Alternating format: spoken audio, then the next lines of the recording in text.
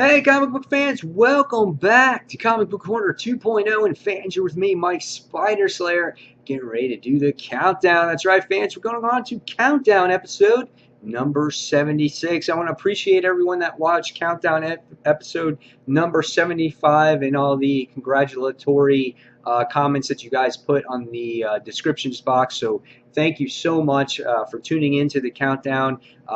This started way back on my original channel, Comic Book Corner, and it's just continued to Comic Book Corner 2.0, and you guys really enjoy it. So as long as you enjoy it, I'm going to keep doing it, and I love doing it as well. So it gives you a little insight at every comic that I read each and every week. So this week, guys, we got another decent-sized week. We got 15 comics to talk about all together. So let's not waste any time, and let's get started with the countdown. All right, so we're going to start off with number 15, which is really, there wasn't really bad comics this week. This was one of my least favorites and probably the least rated comic, and it wasn't horrible either. But there was a lot of middle ground comics this week, and nothing really was like superb that blew my mind this week. But this week's number 15 was Deadpool issue number 35. Now, I don't really usually read Deadpool, and yes, the character has grown old for me. I've kind of outgrown him,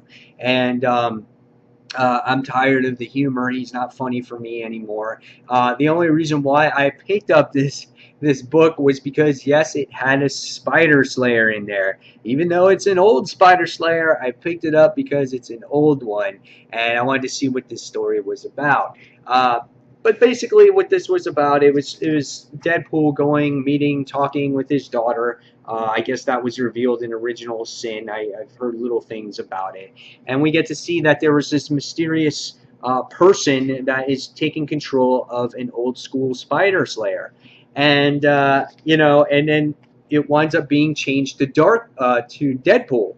So you're like, okay, who's going to be this mysterious character? But we wind up finding out that it's actually Dracula who's inside the Spider Slayer until he can recoup his body. So throughout this episode, we get to see, or episode issue, that we get to see Deadpool come across some of his friends are going through some deterioration process, kind of like how he's going through, but he always regenerates. So he's trying to get to this problem, or to solve this actual problem. Artwork in this series is not that great. I don't like the way Storm is drawn at all. When a person has a mask, it's a little bit different. But when it comes to facial expressions, they just don't go right in this particular series. You get to see your regular type of humor and battle throughout the actual issue, and you wind up seeing that Deadpool winds up exchanging his clothes with this homeless man, and it was typical fashion for Deadpool. He walks around in his underwear. If you guys think that's funny, that's great. And and there's some funny lines at the end, and the way Tony Stark gets upset and frustrated with Deadpool, that's exactly how I feel with Deadpool. It's like I want to like Deadpool, but every time I read an issue, I'm kind of just like, okay, this is why I don't like Deadpool anymore. So it's just because I'm tired of the humor. I'm tired of it. I think the character is oversaturated in the Marvel Universe, and that's just how I feel about it. And it wasn't a horrible issue. I gave it a 2.5 out of 5 stars, just below average for me, and that was number 15. All right, going forward, we're going to go on to number 14, and number 14 was Warlord of Oz. I like this series. I think it's a good series. Is it my favorite series from Zenescope? No. However, it has kind of grown old for me. I would have loved to see this maybe as a 4-issue miniseries instead of a 6.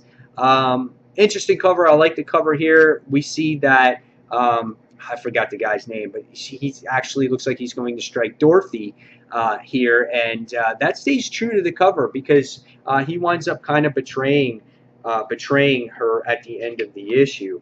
But a lot of this issue, you get to see our characters, Dorothy, you get to see the Tin Man and his lover, which he's actually a mortal soul inside the Tin Man, come across to this character called Zamora, and they're trying to resurrect her. And if they resurrect her, all Oz is being doomed. But throughout this actual issue, oh yeah, that guy's name was Smythe, excuse me, or Smith, or whatever his name is.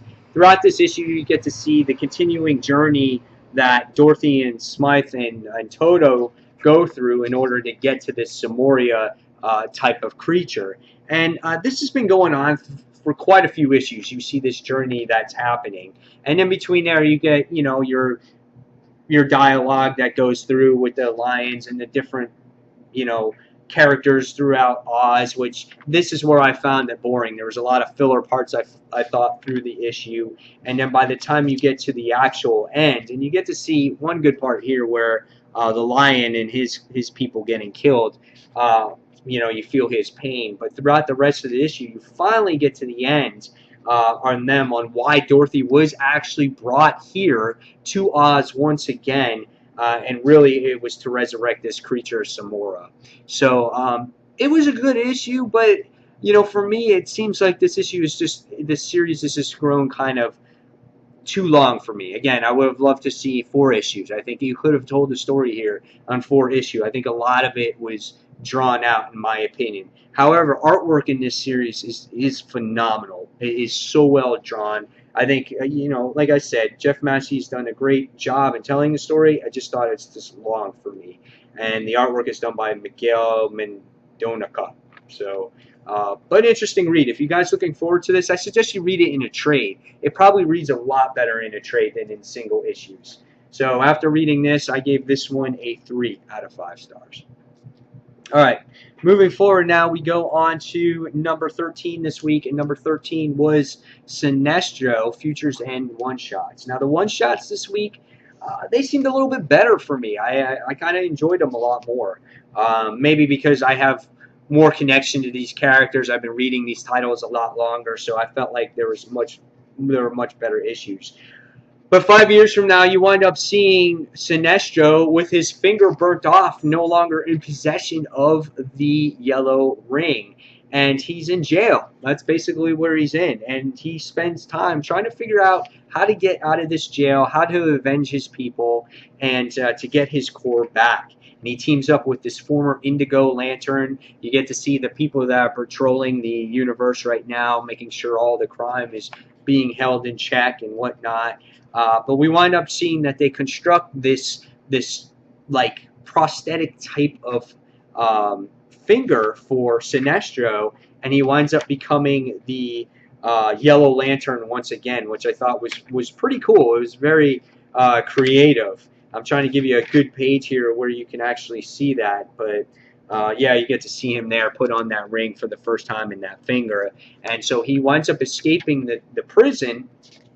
He winds up going to where Alyssa Dark's remains were and last were, because I guess she winds up perishing as well, and she winds up dying. And what happens is, I guess when you wind up destroying her skull. Kind of didn't understand really too much of this part of the story, but when these Guardians came and tried to get capture of him, he broke open her skull. A black lantern ring winds up coming out, and he winds up resurrecting his core again, but as Black Lanterns. So I thought this was a pretty cool ending to the issue. But however, 5 years from now we see 2 different types of Black Lanterns. We got one ruled by Sinestro, another one ruled by Kronos. So I don't know how that would go together real well.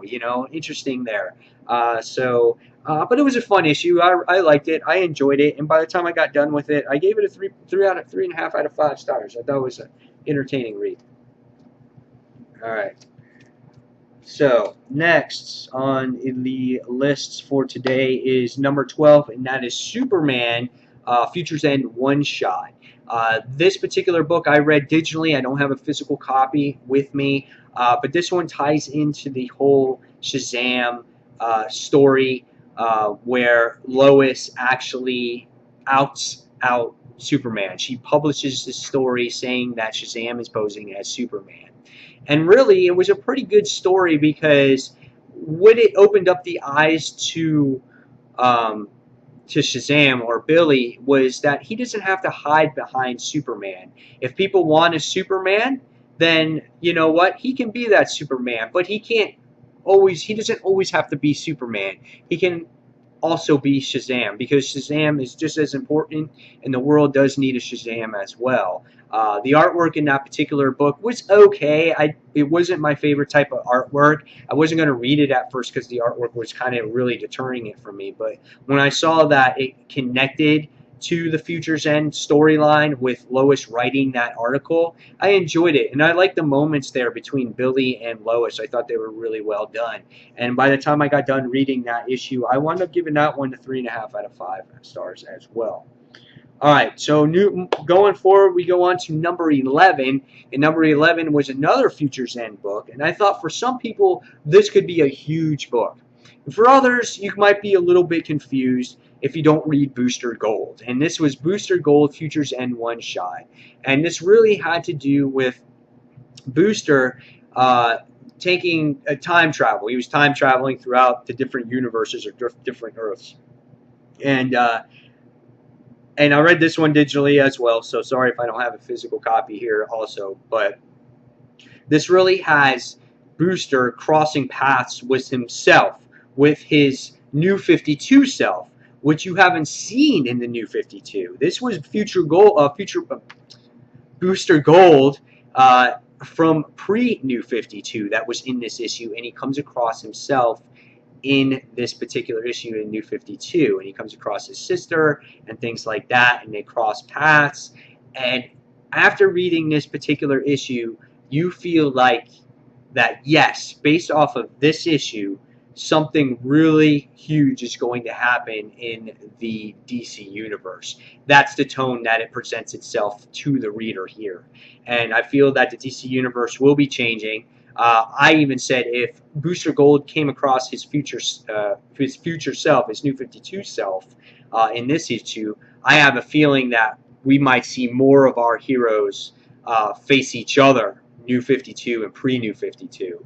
I think that's what might happen, and you're going to see them battle each other, or there's going to be alternate universe for readers out there for New 52. We're going to see what happens with this, but there's going to be lots of things that come about from this issue here, and it's going to be continuing in future issues. So we'll see where it goes. But however, if you're not familiar with Booster Gold, unlike me, I probably could have told you a lot more if I knew more about the character. I thought this might be a little bit confusing for its readers, and I gave this one a 3.5 out of 5 stars. All right, so moving forward, we go on to our top 10, and our number 10 book of the week was, and this might be a surprise for a lot of you, was Edge of Spider-Verse issue number 3. Now, I like this book. However, this book overwhelmed you with a ton of story, which I didn't think the story was horrible, but I thought it could have been better. I did an in-depth review on the channel, and I loved the beginning of this issue. There was so much there for its readers to dive into, to learn about Aaron Aikman in this particular Spider-Man. But I think they tried to just shove it all on your face real quickly and then go into a plot, and that was that. And it seemed a little bit overwhelming. The flow of the book didn't go as well for me as it did with the Gwen Stacy issue. But this book did have great elements in the beginning. It told you who Aaron Aikman was. It showed you his first villain. It even referenced back to Marvel cards, which I thought was really neat. And you got to learn about some of the villain he's faced, and then the current villain here, all based off of a Marvel card. And I felt that was a unique way of doing it without taking up a lot of pages. But it was also a way to rush the issue. You know what I'm saying? So that's how I felt about it. The setting felt like a tone of the 1970s based off of the hairstyles, the cars that he drove, and then you get to see a little, an introduction or who his girlfriend actually was in the issue, and then you get to see that relationship dissolve because her daughter was sick, and she spent her life trying to revive her daughter, and you find out that the daughter is the main villain, which I thought was predictable in the issue. I knew right from the introduction of the page when you got to learn that her daughter was sick, that she was going to be the main villain of who this Nomura villain was. So in the end, I thought it was interesting. It was an original book, original type of Spider-Man. I liked it. I liked the type of artwork that it provide for its readers. However, I just didn't like how they were capturing all these people to take over the town or the city, and we find out obviously that there's a specific creature going after him. So I liked it. I just thought they tried to throw so much at you. They tried to cram it all in your face, and it seemed a little bit overwhelming. It takes a lot to digest this issue. And I just didn't find it as fascinating as the Gwen Stacy issue, because Gwen Stacy's a character that we all know and we love, and we have a connection towards her. This is a brand new person that they just kind of threw in your face, so it's kind of hard to feel that emotional connection when you don't know the character as much. If you guys get what I understand here, or get what I'm saying here. So yeah, tell me what you thought of this particular issue. I really want to know about it. But after reading it, I did give it a 3.5 out of 5 stars as well. Okay, so moving forward here, we go on to number 9. And number 9 was Future's End, issue number 21. Now, this issue was really well done. I think this was one of the better issues for Future's End, because for the first time in this entire series, since issue 0, I think, you get a complete issue with one story and one story only, and it tells you all about how the Earth 2 people got here, all about Cannabis Island, all about Arrow, all about everything that's happening up until this point with all these particular heroes. You find out who Arsenal is, if he's in part of this Earth or Earth 2, and I just thought that this issue was so well done. They were actually able to tell a great story here, and I really appreciated what they did to take a time out from all this shit that's going on and just tell a cohesive story for once, and I really appreciated that.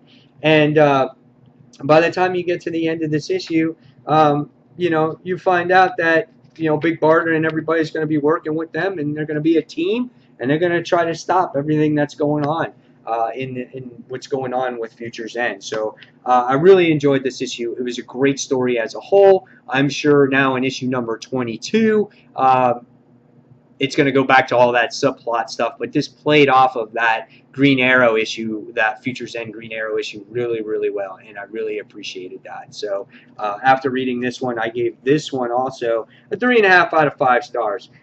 Reason why I wasn't a 4, really, because it was really lengthy dialogue, really had to be in tune to what was going on in this issue, because there was also a lot going on in this particular story. So next, we're going to go on to number 8, and number 8 was another digital book this week, so I don't have a physical copy here for you, but it was the Flash one-shot in this particular one. This issue was really good. However, why didn't this go higher on my list? Because I felt this tied into a lot of what was going on with the current Flash series, with Future Flash, and this seemed to have somewhat of like a conclusion to what was going on. With Barry and Wally, and you get to see that there was something significantly wrong in the Speed Force. And in this Speed Force, you wind up seeing that when the two Flashes wind up doing battle against each other in this issue, you wind up seeing just the whole thing wind up exploding, and the Speed Force winds up going to Wally. And Wally becomes the new Flash. And it is his job, it looks like, to stop this Future Flash, because the Future Flash didn't look like he died. So it was a really interesting story. I'm not sure what's happening with Barry, but it was a really good issue, and the artwork there is really well done. I really enjoy the artwork that's going on in Flash. This is an interesting story. I felt, though, that maybe if you're not reading Flash, really, though, you might have been lost, but what's required in reading this one-shot, because I don't know. I mean, you would get that Barry Allen, dies or whatever it is, or he gets messed up in the Speed Force, and you get Wally that becomes Wally Flash. But I just thought that to truly understand this, you would have to read the series for those first few issues since what's his face took over, Vendetti took over the series. So, but after reading it, I gave it a 4 out of 5. I thought it was really well done. So, next we're going to go on to number 7, and number 7 this week was Guardians of the Galaxy issue number 19. I did a review on this one. I really enjoyed it. I had one person comment on the in-depth review saying that this issue was absolutely horrible.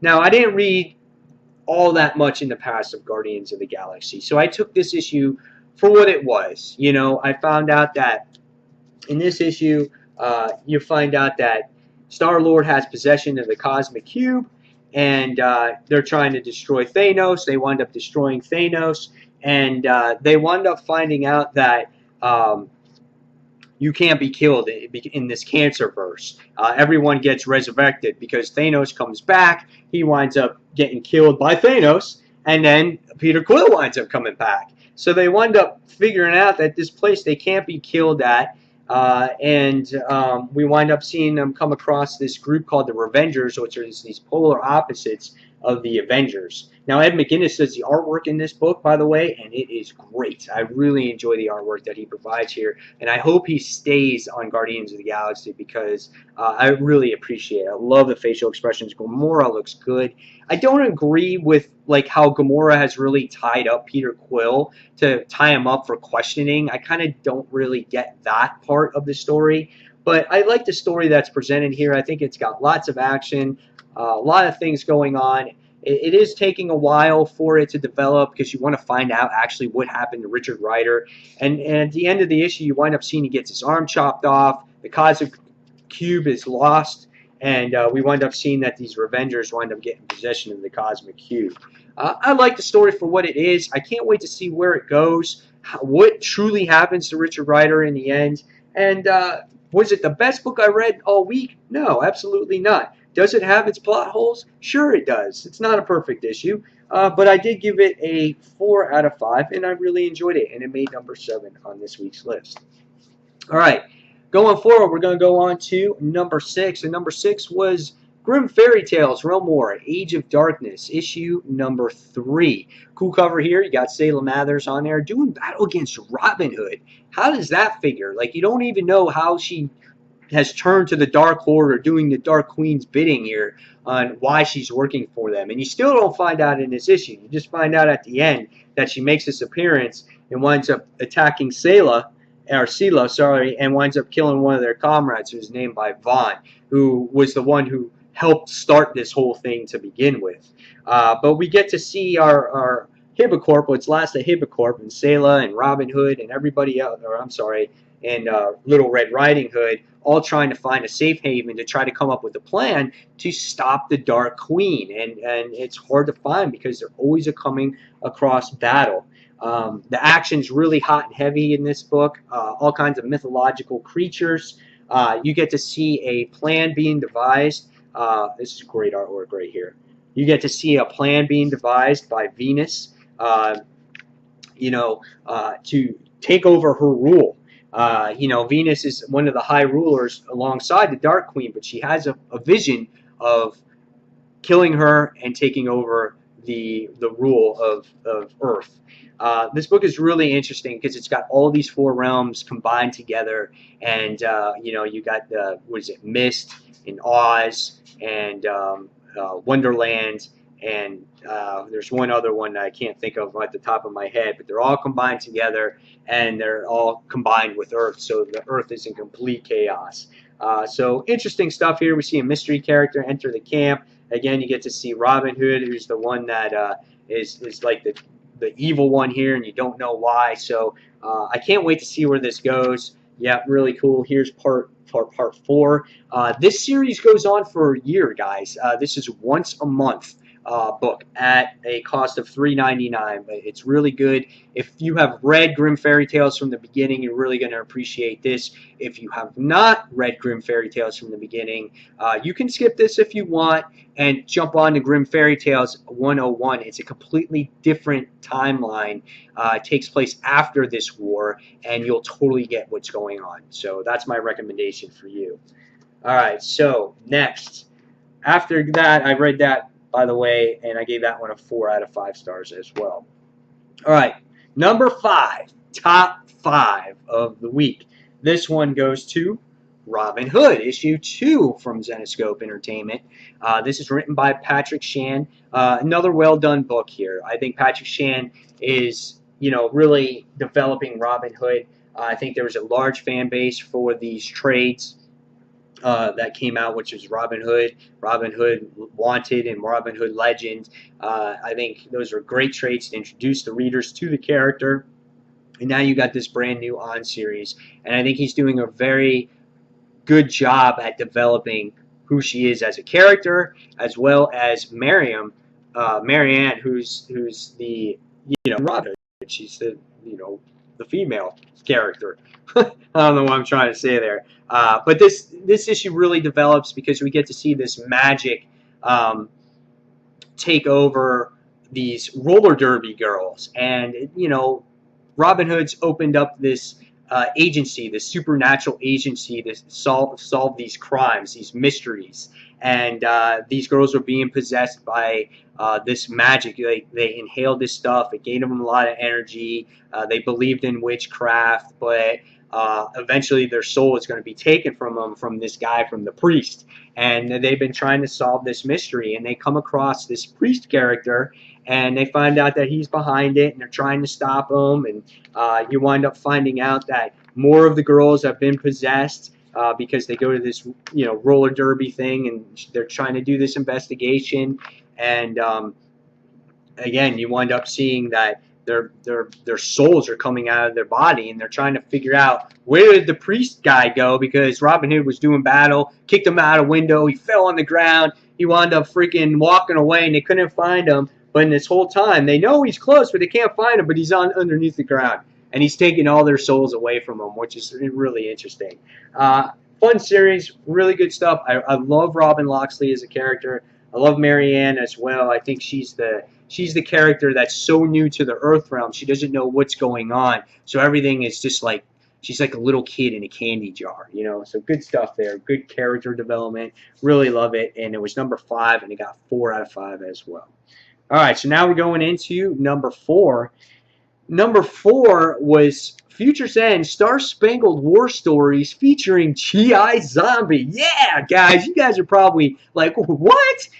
Mike, you've never read this issue or this series at all. And you know what? This book totally surprised me. I was granted the privilege of reviewing this on Comic Frontline, which you guys know is my group channel. And I did a Future's End review on this book.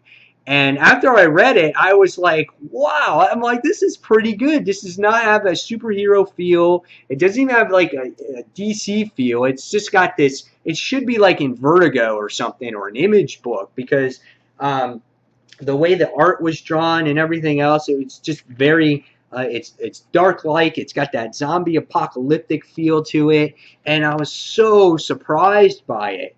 And basically what this story is 5 years from now, you're basically seeing the end of this zombie apocalypse. Now, let me just tell you that after reading this issue, I'm going to go back and I'm going to read the first few issues of this. I want to see if it's just as good as this one-shot was.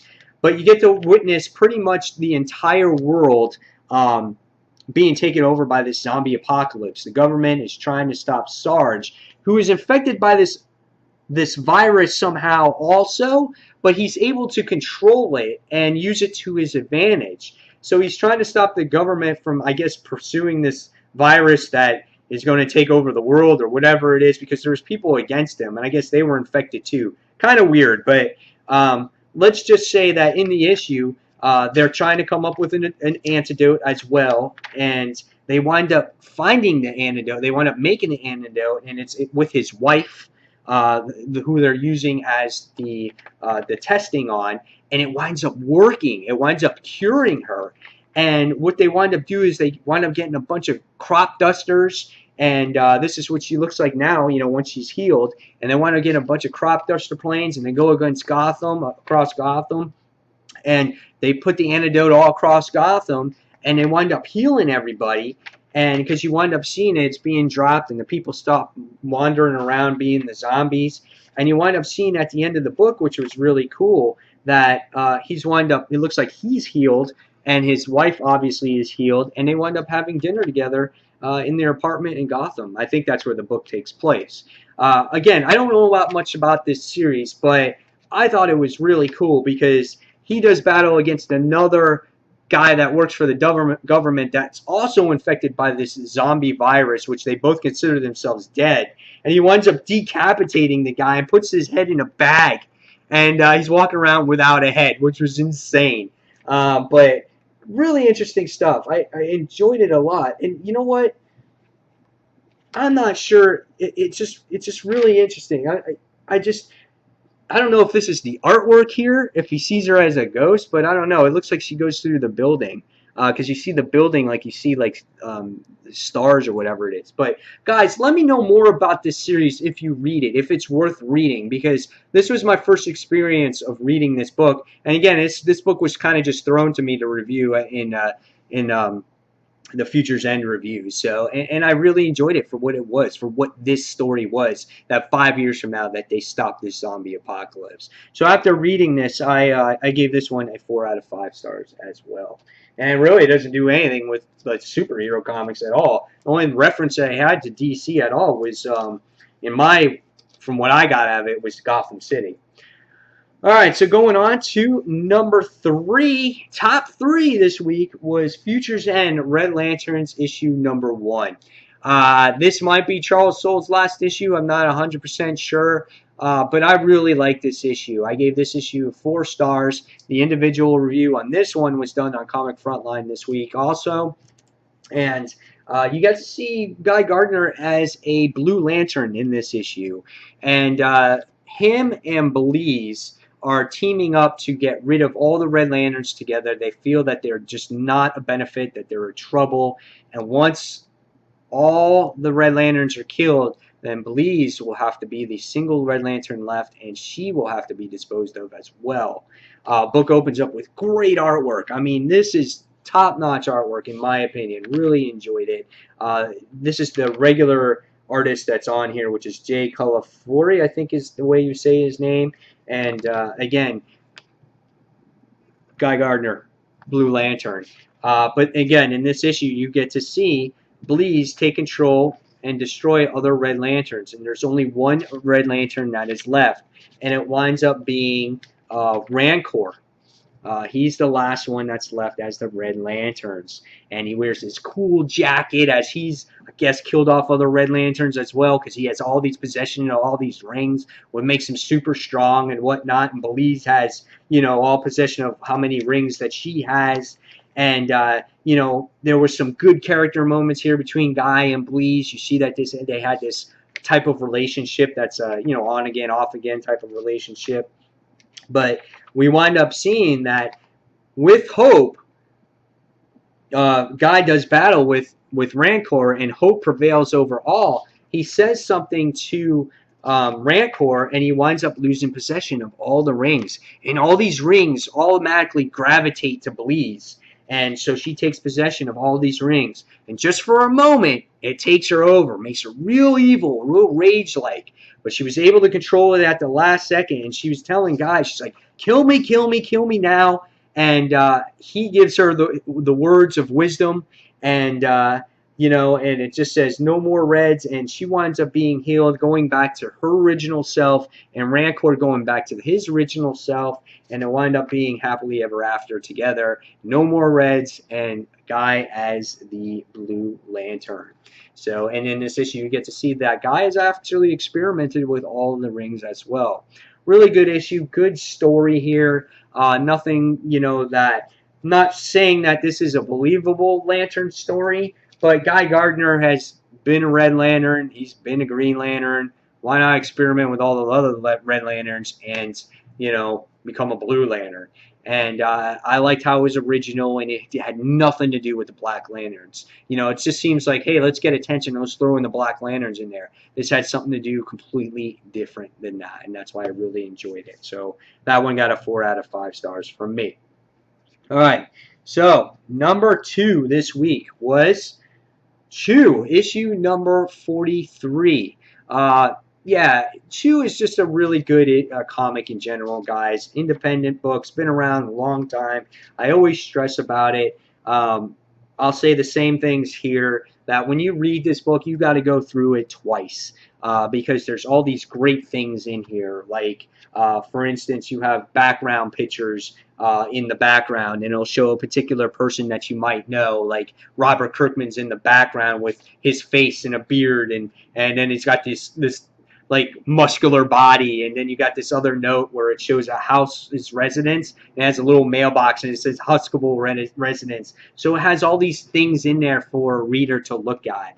But in this issue, you get to see Tony Chu's what is it? His niece, which is Olive, and she has this ability to make these weapons out of chocolate, and which I think is really cool, and it has the same effect. And they got to go after the Collector. The Collector is the collector of all these abilities throughout this entire Chu series, and they don't want Tony Chu to go after the Collector. No, they want Savoy, which is the big fat guy.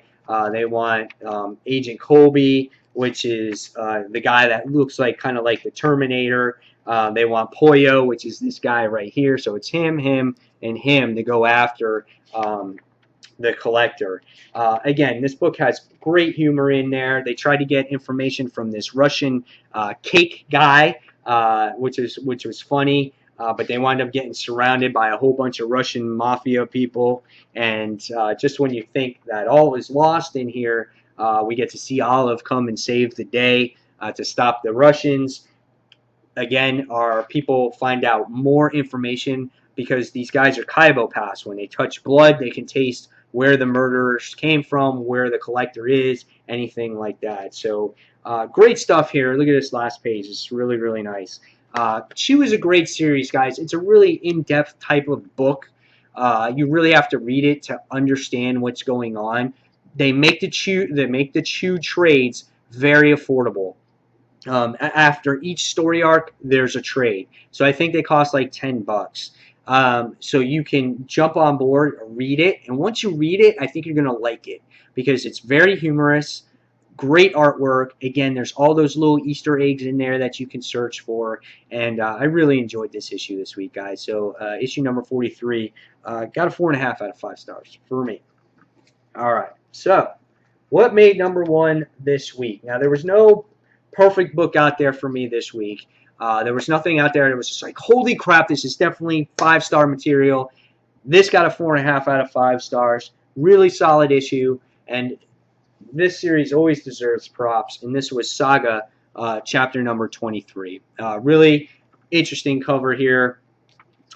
This character here, I think her name is Yaga or Yaba or something like that, and she's been working with Alana in this circuit, which is this type of acting like circuit. So yeah, Yuma is her name. So that's who this character is. That's why she's featured on here. You've been witnessing somewhat of a split up in this series between Alana and Marco, who are the main characters in Saga. And you think that there's going to be this infidelity thing, and you obviously think that you see Alana has been using drugs and it's been getting the best of her.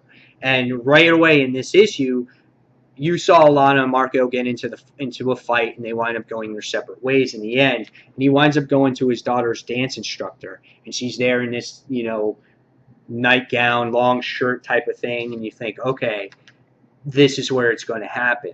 But in this issue, you find out that he just goes there to talk, just to be her friend. And we wind up finding out that he's not going to cheat on his wife. And I thought that was very respectable character moment there of Marco. I thought that was very neat and very interesting to see that he's very respectable towards his wife. We get to see the janitor robot that captured Robot the Force baby. We get to see go to the Yaba and try to find out where the wreath is, trying to find out where the other baby is and whatnot, and trying to get information. This is where I thought the issue was slow. It was like really slow in developing and going forward. Robot the Fourth again finds out that his baby is alive, and we wind up seeing that Yumo winds up getting shot.